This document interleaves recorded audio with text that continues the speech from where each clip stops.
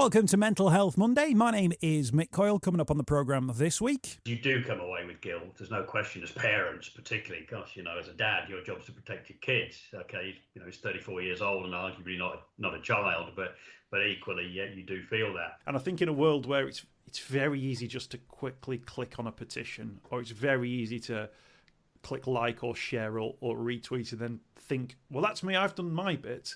What you've talked about there is actually people going beyond that. I think I was asked on another event I was speaking at yesterday, a panel discussion, what surprised me most this year about people. Firstly, it surprised me just how many people are going through this, both bereaved by suicide, struggling with ideation and struggling with mental health generally. It's just something I wasn't aware of. And I'll be reminding you how you can make connections with mental health organisations within your community. It's Mental Health Monday. Hey, welcome to the podcast this week. Great to have you with us on this week's Mental Health Monday. Welcome to everybody who's listening for the first time. If you want to be part of Mental Health Monday, subscribe, download the podcast each and every Monday and be part of this wonderful community that we've been able to create through the show, through talking through people's experiences, signposting to some wonderful services, and another brilliant service we're going to signpost to you to today, a project undertaken by a guy called Steve Phillip. Details on the way in terms of Steve, who he is, and how you can get involved in supporting him. Just wanted to flag, though, the Mental Health Monday Facebook group is now up and running. So if you want to be part of that, brilliant, please do. Just apply. I'm just going to accept you. There's no application system. But you have to sort of either get invited or apply to be part of it. I'm in charge of controlling who's in. If you're listening to the podcast, that's good enough for me. You can use that as an opportunity to share the work that you're doing. If there's an event that you're involved in, or there's something that you want to talk about in terms of a topic which you think might be a future edition of the program, linked to a news article or something like that, absolutely get involved in the Mental Health Monday Facebook page. Now, it's not a service for people who are struggling, but there are links on there for people who might need some support as well. Links to places like the Samaritans, to the Hub of Hope, and of course to call 999 if you need to. So it's not monitored 24/7, and I'll make that absolutely clear in terms of what it can be used for. But if you are an organisation or you want to flag up a particular issue through a news article or an event, let us know. We'll post it on the group and you can be part of it too. Thanks to everybody who's been listening to Mental Health Monday. We've had a really, really positive response to the last few months, actually, have been really, really spot on. And I really appreciate everybody who shares on social media that they've been listening to Mental Health Monday with the hashtag Mental Health Monday. We'll continue to get these podcasts out each and every week. Steve Phillip is a guy who lost his son Jordan to suicide, and he's our guest on this week's show.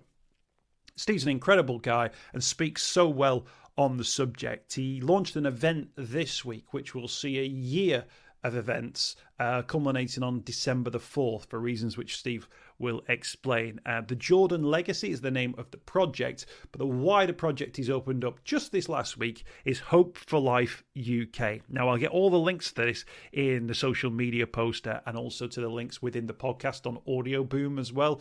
But Hope for Life UK, fingers crossed, will make a big difference to many, many people's lives. And you could be part of it too. All the details are on the way. First up, though, Steve set out his journey that he'd been on and the story of Jordan and how the Jordan's legacy was set up. Yeah, thank you, Mick. Just briefly, kind of my background, I'd worked in consultancy and training for a good number of years, ran my own business for over 11 years, and was actually leaving a client in the Midlands on December the 4th of 2019, and remember it very vividly at 4:22, just as I was sitting back in the car and put my phone on the dashboard, and an incoming call came from Charlotte, who is Jordan's girlfriend. Not someone who would call me fairly regularly, so I thought unusual. But anyway, that call that I remember recording, and at 2 minutes of duration, much of that probably in silence, was to tell me that she'd got to my son's house, Jordan's house, and found he'd taken his own life. And from that moment onwards, kind of the world changed dramatically for me. And Jordan, at 34 years of age, took his life. He'd was someone who, she's going to sound very stereotypical, a much loved son with a huge network of friends, but that would be to do him a real injustice, because as I was to learn, I think, in the subsequent weeks, such was the network of friends that he had, and what they thought of him, and different groups of friends from his university days to where he lived in Leeds, from where he was brought up in Morecambe, and overseas friends where he visited and worked as well with close friends. Out came a story of a lad who was hugely loved by so many people, but equally was someone that gave of himself enormously, very much on the quiet, I would say, to so many of those friends when they were in need. And so few of them knew of his battle with depression. He was clinically diagnosed in 2015 and experienced episodes. Never any indication to anyone, including his family, that there may be any sort of suicidal ideation there at all. So when it happened, it was a total shock, even though we knew he was struggling. But someone who functioned, had a really important job with the Independent Office of Police Conduct. He had worked in the Home Office before that. So a highly functioning, much loved, good-looking young lad with kind of everything to live for, really. So in kind of 2 minutes, that's kind of Jordan that we're talking about, really. In terms of that, and your and the family's understanding of how things escalated to the point to which they did, what was that journey like in terms of, you're obviously aware of the diagnosis there of depression, but you're also aware of the good, strong networks of friends that he maybe had as well. So was that a journey in and of itself to get to a point where you could understand how Jordan had got to that point? Yeah, it's a really interesting question, because if we understand the kind of dynamics of the family, Charlotte, his girlfriend, who's just had to put her studies on hold at university at that time, has now successfully completed and put in and passed her thesis to become Dr. Charlotte Heathcote and a clinical psychologist. So Jordan was living with a clinical psychologist, or they weren't living together, but spent a lot of time at Jordan's house together. His mother, senior mental health nurse of many years. So we had a family connections that clearly understood the dynamics and issues around mental health, and a dad who didn't understand, really. So my ex-wife and Jordan's mother, we would talk regularly about the fact Jordan was struggling. She was understandably maybe more concerned than I was. I can remember having conversations where I'm thinking, look, I've just spoken to him. He seems okay. He seems, I've just had a chat with him, and maybe worrying more than you need to was if I didn't verbalize that was certainly in my head. Now realise she worried with good reason. So to get to that point, I think we understood that he struggled in 2015. He came to live with his stepmom and I for a period of time there, who she did a phenomenal job in getting Jordan back on his feet as well, with a lot of other support. And he went out into the world, but every so often we knew he would have these episodes, but they were never extreme, until probably the latter part of 2019, where he was really obviously struggling. And that's where we all started to get more concerned for his mental health and supporting him. Again, not in a million years did we think what was going to happen, would do. So the signs were there. Retrospectively, the signs are very clearly there now. I'm not going to be the first person to have said that, but when I'm receiving WhatsApp messages, saying, not doing too well, Dad, probably the first time in all those 5 years he'd ever really come out and said that. I'm not sleeping well, struggling, with my sleep, or jokey comments we might have between us. Well, at least I managed to get up and have a wash and a shave this morning, Dad. And my reaction was, we'd have a bit of banter about that, because I wanted to be Dad. If we went for a beer every so often or a concert, I didn't want to be the dad that was continually interrogating him about his mental health. We didn't get, even though he didn't live that far away, he was a very private individual in many respects. So we wouldn't have those conversations really at all, other than the general, how are you doing, and kind of leaving it at that. So it was an interesting journey for me, because say retrospectively, I can look back now and see the signs very clearly, and know exactly what I would be saying to myself now in terms of what I needed to do about that. So so it's been an interesting pathway, really. And I think it's interesting there, with the connections that people had to the mental health world and the understanding as well. It's a theme that's come up just even last week on the program. With Alex George, who was an A&E doctor, an older brother figure, lost his younger brother to suicide, and a sense that we thought we had that sort of thing boxed off because of our knowledge. But I guess, if anything, it proves that actually there's almost no such thing as immunity to suicide, that it has to go beyond that. And that's not to do with anyone's failing or anyone falling short. It's about there being other factors in play that we can't control. And I guess you've reflected on that during that time, but because it were... And I'm sure you've had sort of thoughts about how you responded to certain things that he said in that time. But it would be wrong, wouldn't it? You were responding in the way that you thought was best at the time, and you were being his dad. And with the best and the wealth of the knowledge that you had around you, you were doing the right thing. And it wouldn't be right for you to sort of criticise yourself or people around you for that, would it? No, not at all. And it is something I've been able to reflect on quite a lot, because you do come away with guilt. There's no question, as parents, particularly. Gosh, as a dad, your job's to protect your kids. Okay, he's 34 years old and arguably not a child, but equally, you do feel that. But I have been able to reconcile that, and we've had conversations about that within the family, and to say that you can only really deal with the situation with both the information and the tools you have to hand at that time. Say hindsight's brilliant, isn't it? Because now, with the knowledge that I have, I would behave, react, and have very different conversations. But that is one of the reasons why I'm on this mission, to kind of educate and communicate and help people to deal with this much more directly and more effectively. So, you look at Jordan's mum. She had that challenge, didn't she? She's a mental health nurse on the one hand, but she's Jordan's mum on the other. So to what extent does she become a counsellor every time she speaks to her son? You can't do that. Charlotte, living with Jordan, equally was in that difficult position, because you have such a close relationship. You don't want to be getting up in the morning and saying, right, well, can we have a chat about your mental health this morning? So it's a very difficult thing to manage, and we all must need to really forget that Charlotte was a psychologist and Julie was the mental health nurse, because they were mother and girlfriend.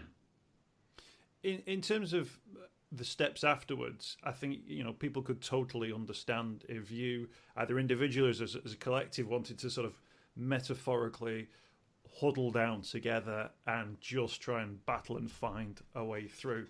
But relatively quickly, the idea of this legacy with a capital L has sort of emerged. At what point in your mind did that become a thing where you thought, we will huddle down when we need to huddle down, but also there is something else we can do? How quickly did that idea come about?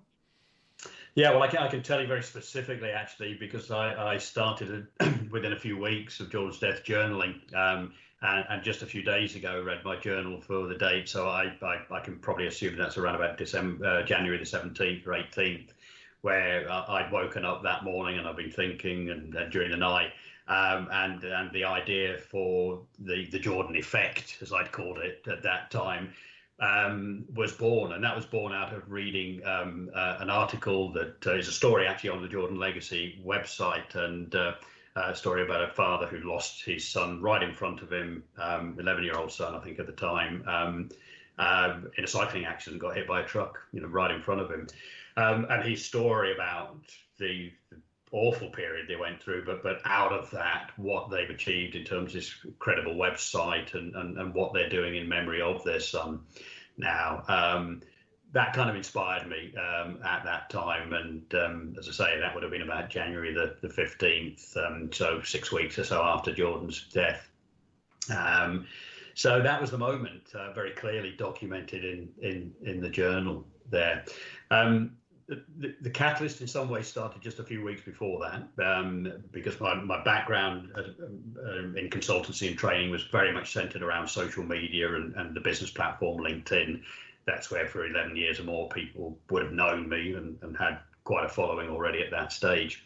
But I decided to publish an article 6 weeks after Jordan's suicide about the experience that we'd gone through, including dealing with the police, the coroner, and just the nightmare of things that were going on, but also the impact that it had had on us and everybody around Jordan. And I hesitated when I'd written it and got it all ready to press the publish button, because I kind of asked myself that question, why are you doing this? And I think in the end, I thought, well, if my view was pretty clear at that moment, if someone reads this that's considering doing that and understands the ripple effect that this may have, maybe that'll stop them. I'm kind of a little bit better educated now, 13 months on, to say that that isn't always going to be the case, and it potentially may even have a negative consequence there in terms of guilt, but nevertheless, it did have, to a large extent, the impact I hoped it would do. And I think even with my knowledge of LinkedIn, I was taken back by the response globally to that article that I published on December the 16th, and that kind of started the ball rolling, because I was then approached by hundreds of people, really, from private messages to comments that range from people bereaved by suicide, psychologists themselves who kind of thanked me for articulating something that they would often make very wordy and complex, but had really got the message across, to people that were considering taking their own lives or had done, and how this had impacted on them. So the outpouring was huge. And I think once that had happened, knowing I had a voice, but now had a different voice and could maybe make that difference, that's when the journey of starting to write and publish more about our experience then kind of led on within a few weeks to that moment, as I mentioned in the journal, when I thought, right, I need something more specific. And the reason specifically was because I was starting to be approached more and more by people who were struggling. I thought, I'm not equipped, I'm not a mental health professional. How do I respond? So immediately I was to Jordan's mum and to Charlotte, say, what do I need to put in place? What's my reply? Where do I signpost? What do I do? And as I say, 13 months later, I'm considerably better educated in that respect. And I think that's sort of testament both to the commitment that you wanted to make to that, but also the need that people had for an outlet, somebody to speak to. And obviously, clearly through that post, they were able to see a connection and see something that thought, this bloke gets it. This bloke understands what it is, which is a great connection to make. But with those responses, what was it that you thought, well, this is what we do need? Because ultimately, we need to stop people considering taking their own life. We need to get those suicide numbers down to zero. And that is a bold and a correct ambition, I think, that we can all have. But you as an individual must have thought, well, what will be the thing that I can do? What will be the thing that when people come to me, I can offer them? And how easy was it to make that decision about what that offer would be? Yeah, in some ways, looking back, it seems that it was all relatively easy, that it kind of fit into place, but there was a lot happened and has happened during 2020 in our own personal respect, not least what everyone else is going through.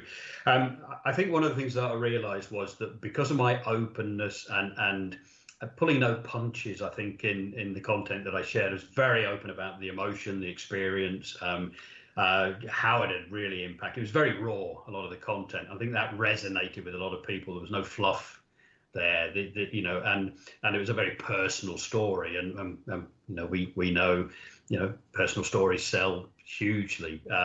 So I think that the more that I was just very open, rather than just quoting statistics about mental health and things like that, the more people engaged, and still do. Once I decided that we needed some kind of platform to signpost people, increasingly I was being approached by people who had expertise in the world of mental health and suicide prevention. And those conversations started to lead to kind of a small posse, if you like, of people that I'd said, well, where might I take this? I want to do something. I know I need to do something in Jordan's memory now. I need to stop this happening. I think I have a voice. I know I have a voice that's already had that impact in the early days. How do we develop that? And kind of from those thoughts and those conversations, the Jordan Legacy was born. The website was created. Pulling people in, such as Paul Vittles, a very close partner with extensive experience in the zero suicide community globally, that came on board, and we started to form this zero suicide community strategy through the Jordan Legacy.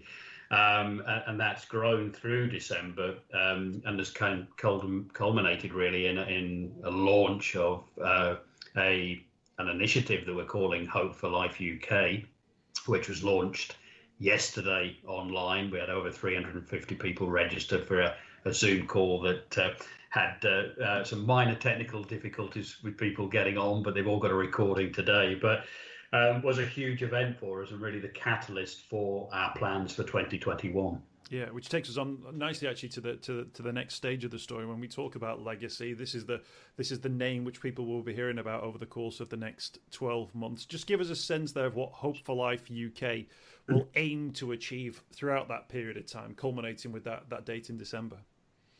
Yeah, I think one of the things we're very clear about at the Legacy is that we're not about just talking a good talk. If we consider the fact that the reasons why people choose to take their own lives are complex, we get that. The actual act of suicide itself is a practical act. And where we see our intervention, if you like, and our work is around how do we prevent that practical act.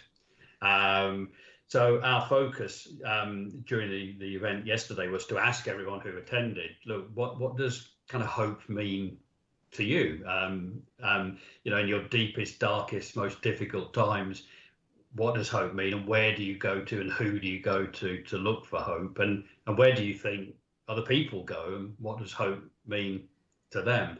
And that was the question we posed. Got a huge response on the chat to that, lots of ideas. But in terms of the practical aspects, what we said really to everybody, and we will be sharing this year and to everyone listening today, is that we recognized that in order to make a significant change to prevent more suicide from happening and move anywhere close to a zero suicide outcome in our communities, and there are case studies out there from Detroit, from Merseycare themselves, from Australia, that you can get to, in terms of recorded suicides through the NHS, and that you can reach that level of people known to the system. If we're going to do that, we need a ground up contribution from communities and businesses. And that's what yesterday and the initiative that we're going to be running through 2021 is all about. It's saying, how would you like to contribute, big or small? Whether you just decide I'm going to read a book on mental health and that's my contribution so I understand it better, or maybe I've always wanted to become a mental health first aider, I'm actually going to go and do that. Or whether you run a business and say, we want to introduce a zero suicide plan within our organization, whatever it is, it could be any contribution. And what we're saying to people is, let us know. We'll keep in touch through the Hope for Life UK community hub that we're developing.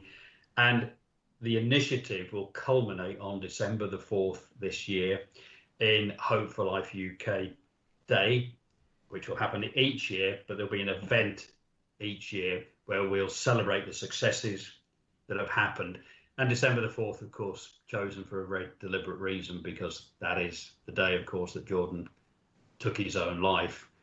So part of the goal is to say, how do we avoid that just being the most depressing day in our lives and turn that around and really make it a day of hope? You talked before about sort of those conversations you'd had with Jordan. You're obviously aware of the way he would respond in certain circumstances to things you'd say. Have you considered what he would say about what you're achieving now and hoping to achieve in his name? Yeah, I think he would be proud. A lot of people have said that, and said he is proud and looking down. It's odd, isn't it? You kind of hope your kids respect you and like you. And one of the things that was quite surprising and really very emotional for me was the number of his close friends, names I knew of but never really met or met very briefly in his uni days, perhaps, who would tell me stories of how he would talk about me and his family to others, but particularly those stories about myself and what he thought about me. And I had no idea what he ever really thought. And without going into the detail, I can tell you that it was very reassuring and wonderful to hear. So yeah, I think he will be looking down and saying, kind of, good on you, Dad, you're doing the right thing. And it's maybe kind of why I had to do what I did. I think it's interesting in terms of the work you've done so far. Is an element of it is reactive, because you're reacting to the situation and circumstances you found yourself in. But actually, Hope for Life UK appears to be where you go on the front foot. You become proactive, and I think in a world where it's very easy just to quickly click on a petition, or it's very easy to click like or share or retweet and then think, well, that's me, I've done my bit. What you've talked about there is actually people going beyond that, is actually people taking steps in their own direction, which I think there was an interview I heard with Tom Hanks that resonated with me, and he was talking about one of the characters he played in a film, and he spoke of the issue of what the world needs is aggressive kindness, which is not just that people are nice but actually people are aggressively kind, that you go out of your way to do something that's a little bit different. And if people are rejectful of that, then it's on you to pursue them almost even further. This idea of aggressive kindness, and it really stuck with me as a thing in a world which can be bleak for many different reasons. I'm smiling.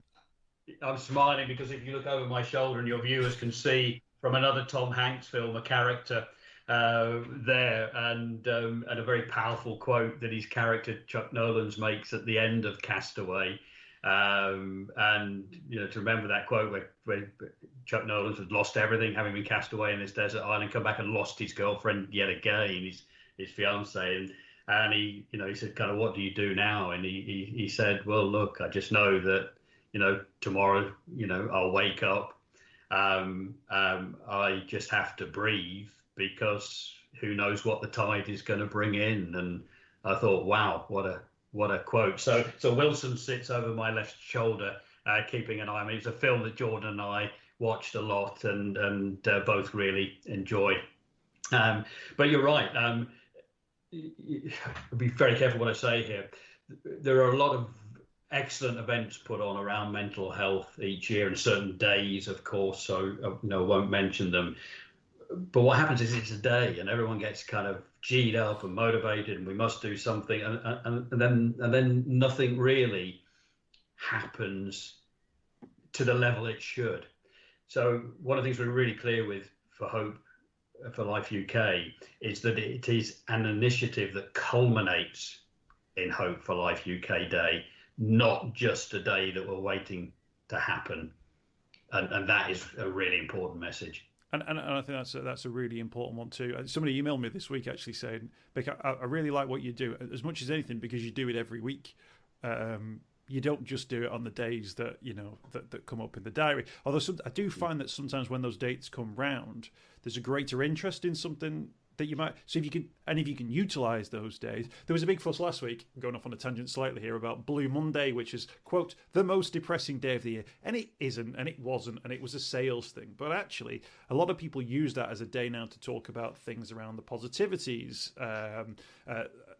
checking in with their mental health. And actually, I think, well, whatever the hook that people need to get into a subject, I think it's completely validated, whether it's something you see on ITV on a Saturday night or whether it's something you see on a hashtag, then great. But as you quite rightly say, I think what you need then is there needs to be a body or a weight and a resource behind that, so that you don't just get hooked in, briefly deal with a matter or briefly consider a matter, and then think, and now I'll forget about this until this time next year. That's not what we need. It needs, as you say, to be that culmination. It needs to be built around something, be it the signposting, be it proactive steps, be it something that you or your community can get involved in. And it's clear to me that that's what Hope for Life UK is very much intending to do. Yeah, I mean, Children in Need do something very similar, don't they? The event is on a certain night, but the whole build up to it is some months ahead, and everyone goes out and does their fundraising. So very similar principle. No, absolutely. Now, in terms of people who are thinking, oh, maybe this is something I can get involved in, what are people's options now in terms of becoming part of the movement? They might be thinking, well, I don't know Steve, or I've not heard of the Jordan Legacy before, but this sounds like something that we can be part of or that we can benefit from. What would you say to them? Yeah, absolutely. So first of all, we have the website, which is the jordanlegacy.com.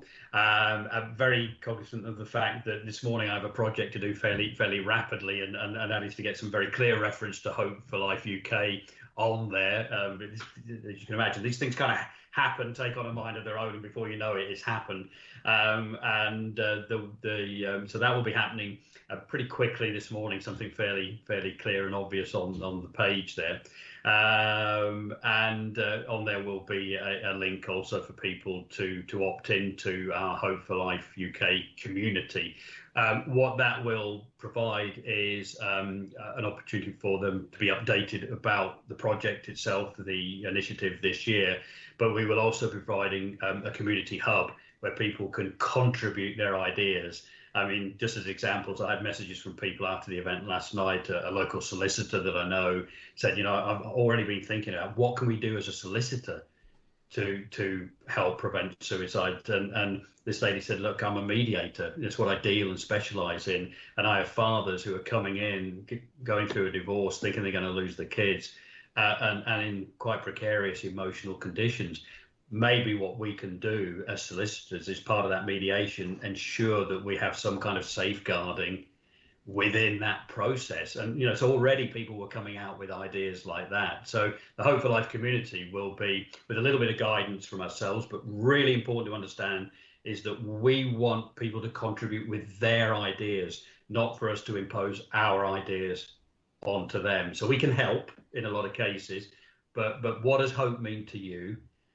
What would giving hope to someone else look like as far as you're concerned in a community, a work, a family environment? Share your ideas. Let's put together, this plan and this initiative through the contributions of ordinary everyday folk. And if we do that, we can create, a fantastic movement that has a real measurable impact on saving lives and preventing suicide. But isn't that a really strong and powerful message there, that actually no matter what it is that you do, no matter who you are, with a little bit of thinking, you can find your little niche, your little thing, your little difference that allows you to be part of that. And you've put hope at the centre of that, and the word hope, because I think that resonates with people, doesn't it? Yeah, absolutely. It was a seed that was sowed with me by Paul, I mentioned earlier, joined the organisation and is working closely with the Legacy, and said, he just first sowed that seed about December the 4th, which, that first anniversary was a really tough day, and each 4th of the month leading up to that was as a family. And he first suggested about could we turn around how you mark that day in any way and create any kind of hope out of it. He said, because I think absolutely everything we do has to end on a note of hope. Whatever the tough subject is we're talking about, and suicide is not an easy subject, is that we've got to end each conversation on a message of hope.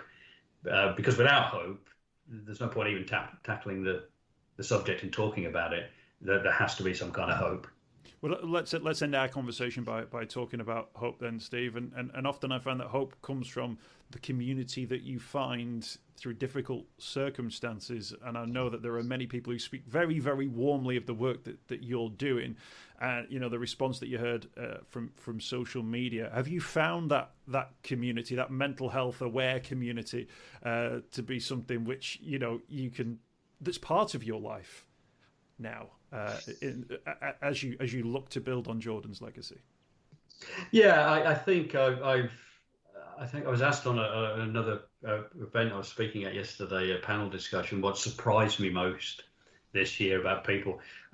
Firstly, it surprised me just how many people are going through this, both bereaved by suicide, struggling with ideation, and struggling with mental health generally. It's just something I wasn't aware of. But just how many amazing people, really seriously people working very hard. We have a very fragmented still mental health support network, I think, throughout the UK, but increasingly that is changing. The great organisations like the Hub of Hope, for example, and set up by Jake and Chasing the Stigma, who, you can go onto the Hub of Hope now and type in your postcode, and that will take you to localised support for mental health. Simple idea, but we're starting to see lots of things like this coming together. So the community is growing. I think there is a need for more alignment, for sure, of that, because I still think a lot of people are struggling or uncertain where to go other than phone the Samaritans.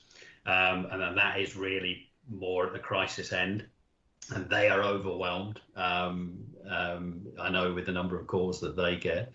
But yeah, I just think I'm buoyed really by, the just wonderful messages of support, but also just to see other people out there doing great things. And just one final note on that, I had a conversation with a young lady, she won't mind me mentioning a name, called Alice Hendy. Alice, young lady, I would think in her late 20s, so I'll be careful what I say to her there, but lost her brother Josh, aged 21, on November the 25th, very recent. She got in touch with me because her background is in cybersecurity and IT, and last weekend she was having a meeting with Google, having just had one with Samaritans, because she has created a tool which aligns to web browsers, to pop up a kind of message of hope and a warning and resources whenever specific keywords are entered into a browser. She's called it Ripple, for the ripple effect. It's based on the fact that she managed to check Josh's internet history, and he was researching methods of suicide on there. And although this is maybe not a new concept, no one's done it quite like Alice is proposing. And you think November the 25th, she lost her brother, and here we are in January, she's already got a detailed, in-depth proposal and meetings with Google and Samaritans, who are really interested in the work she's doing. So many amazing people, out of pretty tragic circumstances, just trying to make a difference. And the more that we can pull these communities together to work, toward this common goal, the better, really, Mick. Absolutely. Steve Phillip, thank you so much for your time today. TheJordanLegacy.com, the website that people can go to. Steve, by the time people are hearing this, you'll have turned that website around. It'll be Hopeful Life UK, singing and dancing. I better run off now, get a coffee and do that now.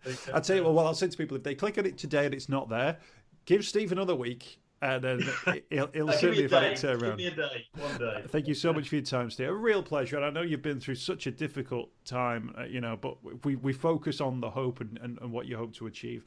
Fingers crossed that everyone else can play their part, and it can really galvanise those who want to be the difference and make a difference in other people's lives. So thanks for joining us on this week's Mental Health Monday. Thank you, Mick. Really appreciate the invitation. I hope you've enjoyed this week's podcast. Thanks for checking out Mental Health Monday. My name is Mick Coyle. You can find me on Twitter at Mr. Mick Coyle. You can also find me, Mick Coyle, on Facebook as well. Don't forget, if you want to speak to somebody about your mental health, you can do so. The Samaritans, free to call on 116 123. You can find mental health services where you are. Just look for the Hub of Hope. Type in your postcode. It'll find those mental health services close to you. And for support in a crisis, you can text SHOUT to 85258. That's if you're experiencing a personal crisis, you're unable to cope and need support. Shout to 85258. That's a text line. Do get involved in those services. In an absolute emergency, always remember the number to call is 999. Thanks for downloading the podcast this week. We'll be back next week with more Mental Health Monday.